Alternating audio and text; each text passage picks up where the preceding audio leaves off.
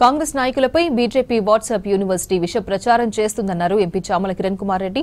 దేశ చరిత్రను వక్రీకరించి ప్రజలను తప్పుదోవ పట్టిస్తున్నారని మండిపడ్డారు. పార్లమెంటు వింటర్ సెషన్ కేవలం 15 రోజులు మాత్రమే నడుస్తాయని చెప్పారు. ఇవాళ లోక్సభలో వందే మాతరపై చర్చ జరగనుందన్నారు.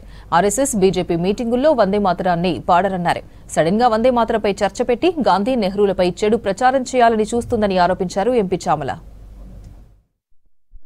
ఈరోజు ప్రభుత్వం పార్లమెంట్ లో వందే మాతరంపై చర్చ తీసుకురావడం జరుగుతుంది. దీంట్లో మేమందరం కూడా పాల్పంచుకుంటున్నాం. కానీ ముఖ్యంగా ఈరోజు భారతదేశ ప్రజలకు ఒకటి తెలుసుకోవాల్సిన అవసరం ఉంది. 1896లో వందే మాతరం అనే గానాన్ని ఆ రోజు ప్రజల కోసం కాంగ్రెస్ పార్టీ సెషన్స్ లో రవీంద్రనాథ్ ఠాగూర్ గారు పాడటం జరిగింది. ఆ రోజు నుంచి ఈ రోజు వరకు ఏ సభలోనైనా కాంగ్రెస్ పార్టీ అటు దేశ స్థాయిలో జరుగుతున్నటువంటి ఏఐసిసి సభలు గాని, రాష్ట్ర స్థాయిలో జరుగుతున్నటువంటి పిసిసి సభలలో గాని, జిల్లా స్థాయిలో గాని కాంగ్రెస్ పార్టీ సభలలో వందే మాతరాన్ని పాడటం జరుగుతుంది. ఇదే వందే మాతరాన్ని బీజేపీ పార్టీకి సంబంధించినటువంటి ఆర్ఎస్ఎస్ గాని, సంఘ్ గాని ఏ రోజు కూడా వాళ్ళ ఆఫీసులలో ఈ పాటను పాడినటువంటి దాఖలాలే లేవు.